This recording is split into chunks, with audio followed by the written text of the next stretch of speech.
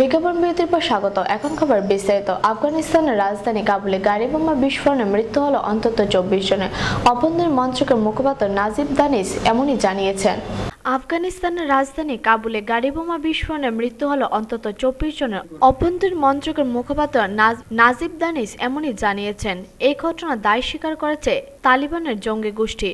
পশ্চিম কাবুলে সোমবার এই বিস্ফোরণ ঘটে। একটি বাসে চড়ে সরকারি কর্মীরা যাচ্ছিলেন। বিস্ফোরক ভর্তি একটি গাড়ি সেই বাসে ধাক্কা মারে। যে অঞ্চলে ওই বিস্ফোরণ ঘটেছে সেখানে প্রথম সারির রাজনৈতিক নেতা মোহাম্মদ মোহাকিকের বাসভবন। কাছে সংখ্যালঘু শিয়া হাজারা সম্প্রদায়ের মানুষের বাস। আফগানিস্তানের এই সংখ্যালঘু সম্প্রদায়ের মানুষের উপর অতীতেও বারবার হামলা হয়েছে।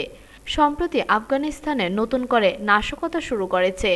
রাষ্ট্রপুঞ্জের একটি রিপোর্টে বলা হয়েছে, এই বছরের প্রথম 6 মাসে সন্ত্রাসবাদী হামলায় অন্তত 1662 জন সাধারণ মানুষের মৃত্যু হয়েছে এবং 3500-এরও বেশি মানুষ জখম হয়েছেন। কাবুলে একের পর এক বিস্ফোরণ ঘটছে। পিও রিপোর্ট, খবর ত্রিপুরা। মঙ্গলবার দেশের 14তম রাষ্ট্রপতি হিসেবে শপথ নিচ্ছেন রামনাথ কোবিন্দ। প্রাক্তন পড়ুয়ারা দেশের শীর্ষ পদে আসীন হওয়ার এই ক্ষণটি সড়ম্বরে উদযাপন করতে চলেছে কোবিন্দের কলেজ। মঙ্গলবার দেশের 14তম রাষ্ট্রপতি হিসেবে শপথ নিচ্ছেন রামনাথ কোবিন্দ। প্রাক্তন পড়ুয়ার দেশের শীর্ষ পদে আসীন হওয়ার এই ক্ষণটি সাড়ম্বরে উদযাপন করতে চলেছে কোবিন্দের কলেজ। এই কলেজে ইন্টারমিডিয়েট পর্যন্ত পড়াশোনা করেছেন কোবিন্দ। মঙ্গলবার কলেজের ছাত্র, শিক্ষক ও কর্মীরা মাতবেন আনন্দে। পুরো কলেজ সাজানো হবে আলোর মালায়, হবে ভুরিভোজও। কানপুরের এই কলেজের সবাই কোবিন্দের শপথ গ্রহণ দেখতে চোখ রাখবেন টেলিভিশনে। কলেজ কর্তৃপক্ষ এখন লাইভ টেলিকাস্ট দেখানোর ব্যবস্থা করতে ব্যস্ত। কলেজের প্রিন্সিপাল আর.সি. সিংহ বলেছেন, পড়ুয়া ও শিক্ষকরা মঙ্গলবার কলেজের বাইরেও মিষ্টি বিতরণ করবেন। কানপুর শহরে বিজেপির কর্মীরা দিনটিকে গৌরব দিবস হিসেবে পালন করবেন। দলের জেলা সভাপতি একথা জানিয়েছেন। আগামী রাষ্ট্রপতির পরিবারের 8 সদস্য গতকালই শ্রম শক্তি এক্সপ্রেসে চড়ে রাজধানী দিল্লিতে পৌঁছে গিয়েছেন। তারা কোবিন্দের শপথ গ্রহণ অনুষ্ঠানে উপস্থিত থাকবেন। কোবিন্দের শপথ গ্রহণ অনুষ্ঠানে হাজির থাকার জন্য তার 3 বন্ধুকেও আমন্ত্রণ জানিয়েছেন। বিও রিপোর্ট, খবর ত্রিপুরা। কাগজ ছুঁড়ে লোকসভার অধিবেশন থেকে 5 দিনের জন্য বরখাস্ত হলেন 6 কংগ্রেস সাংসদ। কাগজ ছুঁড়ে লোকসভার অধিবেশন থেকে 5 দিনের জন্য বরখাস্ত হলেন 6 কংগ্রেস সাংসদ। এই 5 সাংসদ হলেন অধীর রঞ্জন চৌধুরী, গৌরব গৈরী, রঞ্জিত রঞ্জন, সুস্মিতা দেব, এম.কে. আগব এবং কে. সুরেশ। সংবাদ সংস্থা এএনআই এর খবর অনুসারে 0 আওয়ারে অধ্যক্ষের চেয়ারকে অসম্মান করে সবার কাজে সমস্যা সৃষ্টি করার অভিযোগে এই 6 সাংসদকে 6 দিনের জন্য বরখাস্ত করেছেন সুমিত্রা মহাজন। ঘটনাটি যখন ঘটে তখন দৃশ্যতই চূড়ান্ত ক্ষিপ্ত হয়ে গিয়েছিল লোকসভার মাননীয় অধ্যক্ষ। লোকসভার বিরোধী দলনেতা তথা কংগ্রেস সাংসদ মাল্লিকার্জুন খাড়গে কাগজ ছোড়ার ঘটনাটিকে সমর্থন না করলেও এই শাস্তিকে অন্যায্য বলে দাবি করেছেন। তিনি আরও বলেছেন যে আগামীকাল এ বিষয়ে তারা প্রতিবাদ জানাবেন সংসদ সংলগ্ন গান্ধী মূর্তির পাদদেশে। বিও রিপোর্ট, খবর Tripura. The state cooperative marketing federation of Tripura limited বার্ষিক সাধারণ সভা অনুষ্ঠিত হয়েছে সোমবার। উপস্থিত ছিলেন অর্থমন্ত্রী ভানুলাল শাহ ও সমবায়মন্ত্রী Khagendra Jamatia. The state cooperative marketing federation of Tripura লিমিটেডের বার্ষিক সাধারণ সভা অনুষ্ঠিত হয়েছে সোমবার। এই সভায় উপস্থিত ছিলেন অর্থমন্ত্রী ভানুলাল শাহ ও সমবায়মন্ত্রী খগেন্দ্র জমাতিয়া। দুজনেই তাদের বক্তব্যে গ্রামীণ অর্থনৈতিক উন্নয়নে কৃষকদের স্বার্থে সময়মতো সার পৌঁছে দেবার উপর গুরুত্ব দেন। এদিনের সভায় সংস্থার আগামী দিনে কর্মপরিকল্পনা নিয়ে আলোচনা হয়।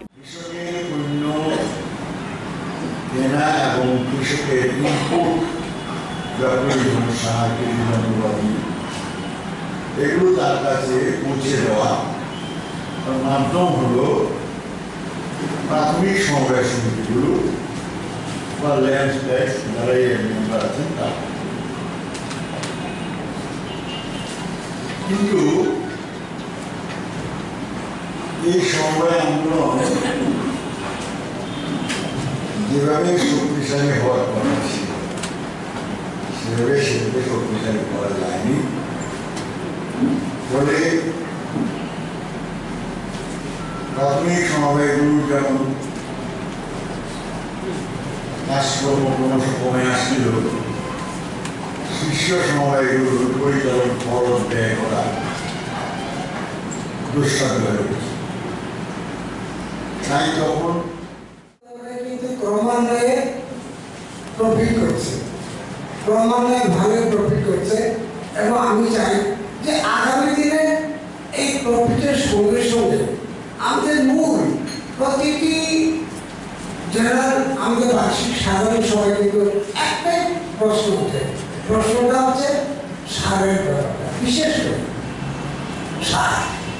সারের জন্য দুটা এখানে বরাবর প্রশ্ন ওঠে। একটা আমরা জানি যে সারেরকে ইউরিয়া সার এবং ডিএপি কি আমাদের দেয়, কিন্তু এখন কৃষকের সাথে আমরা চাইব যে কিভাবে এই সারের বিমানটাকে আরো কৃষকের সাথে আমরা এটাকে আরো যুক্ত করতে পারি। শুধু তাই না, এখানে যারা আমাদের বিভিন্ন সোসাইটি থেকে যারা আজকে বার্ষিক সদস্য বা আপনারা এসেছেন, আমরা যদি দপ্তর থেকে ব্যুরো রিপোর্ট, খবর ত্রিপুরা। ৮ দফা দাবিতে সোচ্চার ত্রিপুরায় এসএস টিচার্স ওয়েলফেয়ার অ্যাসোসিয়েশন সোমবার আগরতলায় মিছিল করে তারা ডেপুটেশন দেন এলিমেন্টারি এডুকেশন এবং সর্বশিক্ষা অভিযান প্রকল্পের ত্রিপুরা শাখার অধিকর্তার কাছে। ৮ দফা দাবিতে সোচ্চার ত্রিপুরায় এসএসএ টিচার্স ওয়েলফেয়ার অ্যাসোসিয়েশন সোমবার আগরতলায় মিছিল করে তারা ডেপুটেশন দেন এলিমেন্টারি এডুকেশন এবং সর্বশিক্ষা অভিযান প্রকল্পের ত্রিপুরা শাখার অধিকর্তার কাছে। এদিন আগরতলা রবীন্দ্র ভবনের সামনে থেকে মিছিল করেন তারা। অ্যাসোসিয়েশনের দাবিগুলির মধ্যে রয়েছে সর্বশিক্ষার শিক্ষকদের নিয়মিতকরণ, শিক্ষার গুণগত মান বৃদ্ধি করা সহ আরও কিছু। দাবি পূরণ না হলে তারা অনশন আন্দোলন শুরু করারও হুমকি দেন। নিয়মিতকরণের নোটিশ জারি করার জন্য আমাদের এই ডেপুটেশন।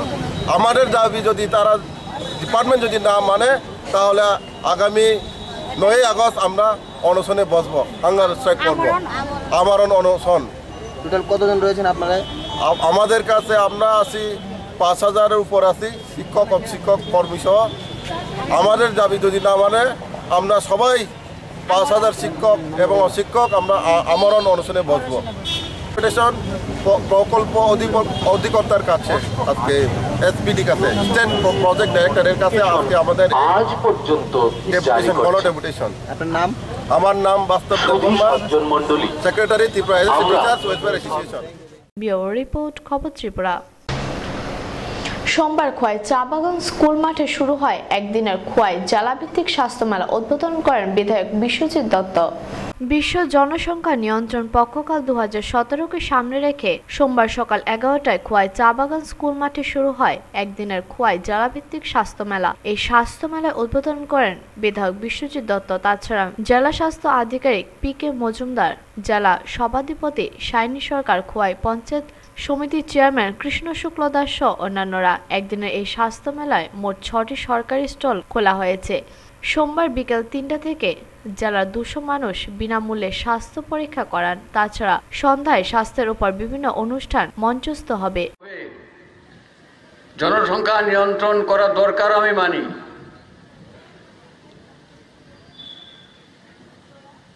কিন্তু এই নিয়ন্ত্রিত যে জনসংখ্যাটা আছে তার কি করা হচ্ছে?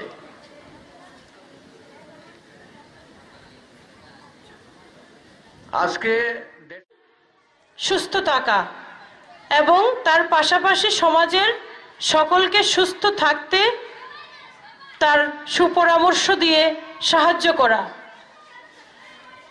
আমরা সাধারণত কোনো রোগে আক্রান্ত হলে পরে হসপিটাল বা ডাক্তারের কথা মনে পড়ে। আমি আবেদন রাখবো আমাদের এই স্বাস্থ্য মেলার মধ্য দিয়ে আপনাদের সকলের বা আমাদের সকলের জন্য আমরা যদি অসুস্থ হওয়ার আগে থেকেই সচেতন। ব্যুরো রিপোর্ট, খবর ত্রিপুরা। নতুন করে আত্মপ্রকাশ ঘটল আরও একটি রাজনৈতিক দলের নাম ত্রিপুরাল্যান্ড স্টেট পার্টি। নতুন করে আত্মপ্রকাশ ঘটল আরও একটি রাজনৈতিক দলের নাম ত্রিপুরাল্যান্ড স্টেট পার্টি। গত 18 মে দেশের নির্বাচন কমিশন কর্তৃক স্বীকৃতি পায় এই দল। আগামী 23শে আগস্ট ত্রিপুরা দিবস পালন করবে তারা। সোমবার আগরতলা প্রেস ক্লাবে এক সাংবাদিক সম্মেলনে দলের পক্ষ থেকে এ খবর জানানো হয়। পিএফটির অবরোধ আন্দোলনকে সমর্থন জানিয়েছেন এরা। আজকের ডেটে ত্রিপুরাল্যান্ড স্টেট পার্টি অথবা টিএসপি ভারতের নির্বাচন কমিশন কর্তৃক রেজিস্ট্রিকৃত একটি রাজনৈতিক দল। এই রেজিস্ট্রেশনটা হয়েছে গত 18ই মে 2017-তে। তো আমাদের ব্যানারেও লেখা দেখবেন আপনারা, ব্যানারেও লেখা আছে যে এটা একটা রেজিস্ট্রিকৃত একটি রাজনৈতিক দল। ভারতের নির্বাচন কমিশন এই রেজিস্ট্রেশন করেছেন আমরা আমাদের আবেদনের মূলে। এটা হচ্ছে প্রথম কথা। দ্বিতীয় হচ্ছে আগামী 23শে অগাস্ট আমরা ত্রিপুরাল্যান্ড দাবি দিবস, ত্রিপুরাল্যান্ড ডিমান্ড ডে হিসাবে পালন করব। এর আগে সারা ত্রিপুরায় বিভিন্ন আমাদের ডিভিশনাল কমিটি রয়ে গেছে। সেই ডিভিশনাল কমিটির অঞ্চলগুলিতে প্রচার অভিযান চালানো হবে। তাইলে আমরা যেন 23শে অগাস্ট প্রত্যেকটি ডিভিশনাল কমিটির অঞ্চলে যথাযোগ্যভাবে ত্রিপুরাল্যান্ড ডিমান্ড ডে অথবা ত্রিপুরাল্যান্ড দিবস আমরা পালন করব। এটা হচ্ছে দ্বিতীয় কথা। তৃতীয় কথা, আমাদের আজকের এই সাংবাদিক সম্মেলনে। ব্যুরো রিপোর্ট, খবর ত্রিপুরা। সোমবার খোয়াই সরকারি বালক বিদ্যালয়ের বিআরসি হলে ভারতের মুম্বাইস্থিত চাইল্ড ফিল্ম সোসাইটির উদ্যোগে একদিনের কর্মশালা সম্পন্ন হয়। সোমবার দুপুরে 2টায় খোয়াই সরকারি বালক বিদ্যালয়ের বিআরসি হলে ভারতের মুম্বাইস্থিত চাইল্ড ফিল্ম সোসাইটির উদ্যোগে একদিনের কর্মশালা সম্পন্ন হয়। জেলার বিভিন্ন বিদ্যালয়ের ছাত্রছাত্রীরা এই কর্মশালায় ছিলেন।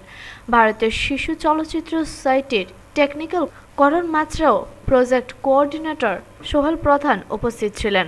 শিশুদেরও বয়সন্ধিকালের ছেলে মেয়েদের চাইল্ড ফিল্মের প্রতি আকৃষ্ট করা তার উদ্দেশ্য। এই সোসাইটির চাইল্ডদের মানসিক শক্তি বৃদ্ধি পায় এই শিশু চলচ্চিত্র উৎসবের মাধ্যমে। রাজ্যের 4টি জেলায় এই কর্মশালা অনুষ্ঠিত হবে। Going to cover 4 districts in Tripura और ये प्रोग्राम है CFSI का, children film society of India, जिसके चेयरमैन है मुकेश खन्ना। और हम लोग अभी 4 डिस्ट्रिक्ट्स कवर करने वाले हैं। 3 कवर कर चुके हैं, कल उन्नाकोटी जाएंगे, फिर वहाँ पर कवर करेंगे। हमारा जो उद्देश्य है ये मूवीज़ दिखाने का, बच्चों को एंटरटेनमेंट करना है पहले तो, और दूसरा है बच्चों को सिखाना इंडियन फिल्म। ব্যুরো রিপোর্ট, খবর ত্রিপুরা। চুরাইবাড়ি রেলওয়ে তেমাথা সংলগ্ন নেতাজি রোড সংস্কারের দাবিতে চুরাইবাড়ি কদমতলা রোড অবরোধ করল এলাকাবাসী। অবশেষে এক্সটেনশন অফিসারের আশ্বাসে মুক্ত হয় এই অবরোধ। চুরাইবাড়ি রেলওয়ে তেমাথা সংলগ্ন নেতাজি রোড সংস্কারের দাবিতে চুরাইবাড়ি কদমতলা রোড অবরোধ করল এলাকাবাসী। প্রায় 2 ঘন্টা অবধি চলে এই অবরোধ। গত বছর 5 থেকে নেতাজি রোডের বেহাল অবস্থা। প্রতি নির্বাচনের আগে সে কি সমাজদরদী নেতারা গলা ভরা আশ্বাস দিলেও কাজের কাজ কিছুই হয়নি। নির্বাচন শেষে সবকিছু ভুলে যান। তাই আজ এলাকার মানুষ একরাশ ক্ষোভ উগরে দিয়ে চুরাইবাড়ি কদমতলা রাস্তা অবরোধে বসেন এলাকার শুভবুদ্ধি সম্পন্ন মানুষ।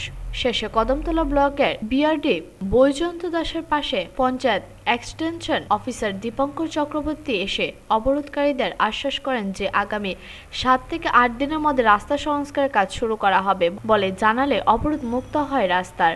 সমিতি ডিসিশন করছে 3 লাখ টাকা প্লেস করা আছে, ঠিক আছে, করার লিগে প্লেস করে, কিন্তু হাইকোর্টের অর্ডারে আমরা কোনো রাস্তা পাস করতে পারবো না। কোনো ধরনের ওই দেখেন বিশ্বাস না দেখেন আমরা যেটা দেখার এটা দিন গেছে কি আমরা যে আজকে গত বছর আমি যে জয়েনিং করছি, করার পরে এই রাস্তাটা রবিদাস পাড়ার রাস্তাটা করুন অবস্থা। আমি এই কিছু ব্যাট সুস ফলাইছিলাম। তো এবারে আমরা ব্রিক্সলিংয়ের লাগে একটা প্রপোজাল দিছিলাম, হ্যাঁ, পিডিএফ এফএফসি থেকে করার লাগে নতুন করে। ইঞ্জিনিয়ারও যথারীতি আইয়া কিন্তু মেজারমেন্ট করতে আসলো একটা বৃষ্টির দিনে, খুব বৃষ্টি আসছিল না, আমরা আইছিলাম, হ্যাঁ, বৃষ্টির মধ্যে পড়িয়া গেছি দুটা রাস্তা। করার পরে ইন্ডিমেন্ট ব্লকের থেকে আইসি এবং আমরা প্রতিশ্রুতি দেওয়া হয়েছে যে রাস্তার কাজটা হইব, এবং তারা এখান থেকে স্ট্রাইকটা উইথড্র করছে। 7 থেকে 8 দিনের মধ্যে রাস্তা সংস্কারের কাজ শুরু না হলে আরো বৃহত্তর আন্দোলনে যাবেন বলে জানান এলাকার শুভবুদ্ধি সম্পন্ন মানুষ। মানে পায়ে হেঁটে চলা মুশকিল, গাড়ি অত যাওয়া অসম্ভব। আমাদের দীর্ঘদিনের দাবি ছিল পঞ্চায়েতে, আমরা কোন পঞ্চায়েতে, যা উত্তর পূর্ব চুরাইবাড়ি পর্যন্ত আমাদের এই দাবিটা পূর্ণ হবে না, ততক্ষণ পর্যন্ত আমাদের এই দাবি সংগ্রাম চলে যাবে। ব্যুরো রিপোর্ট, খবর ত্রিপুরা। বিজেপি চণ্ডীপুর মণ্ডল কমিটির উদ্যোগে হালাইপাড় প্রাথমিক কমিটির ব্যবস্থাপনায় শ্রীরামপুর ভৈরবতলীতে এক সভা অনুষ্ঠিত হয়। বিজেপির চণ্ডীপুর মণ্ডল কমিটির উদ্যোগে হালাইপাড় প্রাথমিক কমিটির ব্যবস্থাপনায় শ্রীরামপুর ভৈরবথলীতে এক সভা অনুষ্ঠিত হয়। সভায় উপস্থিত ছিলেন রাজ্য কমিটির সদস্য বিমল কর ও ঊনকোটি জেলা কমিটির সদস্য সঞ্জয় দেবরায়, ঊনকোটি জেলা কমিটির সদস্য রুনু সেন ও যুব মোর্চার সম্পাদক ও পিন্টু ঘোষ। সভায় ভাষণ রাখতে গিয়ে যুব মোর্চার সম্পাদক পিন্টু ঘোষ অভিযোগ করেন যে ভারতীয় জনতা পার্টির বিকাশের রাজনীতিতে বিশ্বাসী হয় এই রাজ্যের 18 বিধানসভায় একটা বিকল্প সরকার, বঞ্চনাহীন বিকাশমুখী সরকার গঠন করার লক্ষ্যে দলে দলে আজকে যারা ভারতীয় জনতা পার্টির পতাকা দলে সামিল হচ্ছেন, সেই সকল ত্রিপুরার ভূমিপুত্র, ত্রিপুরার সাধারণ মানুষ, যুব সমাজ, আমার ত্রিপুরার মায়েদের বোনেদের আমি সালাম জানাই।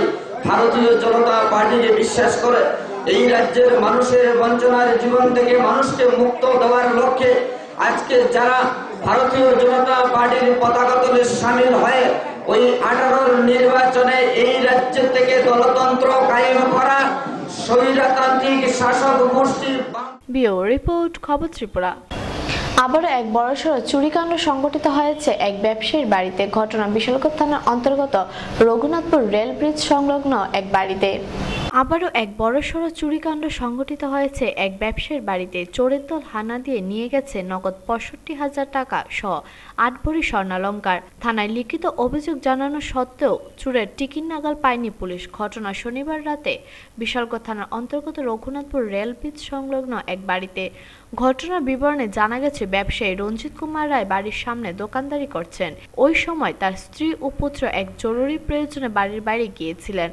ওই সুযোগে চোরের দল হানা দেয় তার ঘরে। শোকেস ও লকার খুলে টাকা পয়সা ও সোনাদানা নিয়ে পালিয়ে গেছে।